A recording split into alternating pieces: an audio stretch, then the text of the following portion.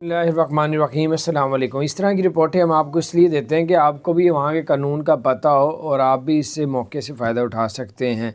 Dubai में एक औरत ने अपना जो है वो दांत को सही करवाने के, दांत में दर्द हो रही थी, इसको निकलवाने के लिए किया तो उसको ज़्यादा तकलीफ़ हुई।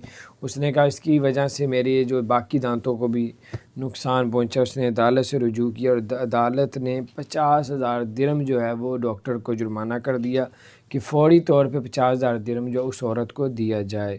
तो बहरहाल ऐसे ऐसे कानून वहाँ पे हैं और ज़रा बच के, स्पेशल वहाँ पे औरतों से बच के, क्योंकि वहाँ पे बहुत ज़्यादा इस तरह के मसले मसाइल औरतों को जो है वो बड़े बड़े प्रॉब्लम होते हैं। जैसे मसाज वाला वहाँ पे बहुत ज़्यादा आम हो चुका है अब कि मसाज के बहाने वो बुलाती हैं और बाम अगवा कर लेते हैं और उनसे पैसे छीन लेते हैं।